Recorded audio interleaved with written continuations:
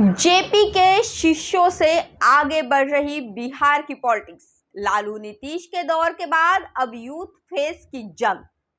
नमस्कार, मैं संयुक्ता देशमुख और आप देख रहे हैं खबर दस्तक। 3 दशकों से अधिक समय से बिहार में सत्ता के शीर्ष की धुरी जेपी के शिष्य ही रहे हैं। सूबे की सियासत अब जेपी के शिष्यों से आगे बढ़ रही है। लालू नीतीश के दौर के बाद अब यूथ फेस की जंग है। बिहार की सियासत दशकों से संपूर्ण क्रांति के अगुआ लोकनायक जयप्रकाश नारायण और उनके शिष्यों के इर्द गिर्द घूमती रही है। सूबे के सत्ता संसार का 1990 से लेकर अब तक जो कद्दावर चेहरे केंद्र बिंदु रहे हैं, वह राष्ट्रीय जनता दल के प्रमुख लालू प्रसाद यादव और जनता दल अध्यक्ष नीतीश कुमार भी जेपी के शिष्य हैं। लालू यादव पहले ही अपनी सियासी विरासत अपने बेटे तेजस्वी को सौंप चुके हैं। नीतीश कुमार की उम्र भी 74 साल होने को है। नीतीश कुमार ने 2020 के बिहार चुनाव में अंतिम चरण का प्रचार थमने से ठीक पहले ये कहा भी था, ये मेरा आखिरी चुनाव है। यानी सीएम नीतीश कुमार भी एक्टिव पॉलिटिक्स से संन्यास के संकेत दे चुके हैं। अब ऐसे में बात बिहार की राजनीति के दो फ्रंट को लेकर हो रही है। पहला ये कि वो सूबे की सियासत के विशाल वटवृक्ष रहे जेपी के शिष्यों से आगे बढ़ रही है, और दूसरा ये कि जेपी के शिष्यों के बाद कौन।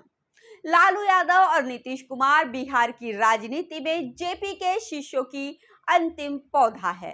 लालू यादव चारा घोटाले केस में दोषी ठहराए जाने, सजा सुनाए जाने के बाद चुनावी राजनीति से पहले ही दूर हो चुके हैं। नीतीश कुमार की अगुवाई वाली सरकार में लंबे समय तक डिप्टी रहे बीजेपी के सुशील मोदी अब रहे नहीं। ऐसे में सीएम नीतीश कुमार ही जेपी की नर्सरी से सियासत में आए ऐसे अंतिम नेता बचे हैं जो सत्ता की ड्राइविंग सीट पर है। ऐसे में कहा जा रहा है कि बिहार की राजनीति अब जेपी के शिष्यों से आगे बढ़ चली है। जेपी के शिष्यों से आगे की सियासत में विकल्प की होड़ भी छिड़ चुकी है। विकल्प बनने की इस होड़ में कई यूथ फेस है।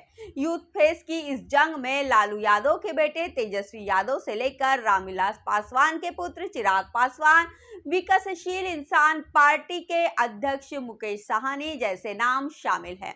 इस त्रिकोणीय लड़ाई में अब चुनाव रणनीतिकार से राजनेता बने प्रशांत किशोर उर्फ पीके की भी एंट्री हो गई है। पीके के जनसुजाज पार्टी के नाम से दल बनाकर चुनाव मैदान में आ गए हैं और यूथ फेस की ये जंग अब चतुष्कोणीय हो गई है। इन चारों चेहरों की एक खास बात है कि इनकी सियासी लिंक कहीं ना कहीं जेपी के विचारों के आसपास ही है। किसी की लिंक कैसे जेपी और उनके विचारों के करीब है। अब तेजस्वी यादव जिस आरजेडी की ओर से सीएम के दावेदार है, वो पार्टी जेपी के शिष्य और उनके पिता लालू यादव ने बनाई है। आरजेडी की स्थापना के समय से ही ओबीसी और अल्पसंख्यक पार्टी का कोर वोटर रहे हैं। मुस्लिम और यादव आरजेडी का कोर वोटर माना जाता है, लेकिन तेजस्वी यादव की रणनीति अब आधार बढ़ने की है। आरजेडी को ए टू जेड की पार्टी बताते हुए तेजस्वी कहते हैं कि हम एमवाई नहीं, बाप, बहुजन, अगड़ा, आधी, आबादी और गरीबी की पार्टी है। अब चिराग पासवान, लोक जनशक्ति पार्टी के संस्थापक रामविलास पासवान के पुत्र चिराग पासवान भी जेपी के शिष्यों की छाया के बाद की राजनीति में अपने लिए अवसर तलाश रहे हैं। चिराग की पार्टी दलित पॉलिटिक्स की पिच पर मजबूत प्लेयर मानी जाती है और उनकी रणनीति बिहार प्राइड के भावनात्मक प्लांट पर बुलंद सियासी इमारत खड़ी करने की है।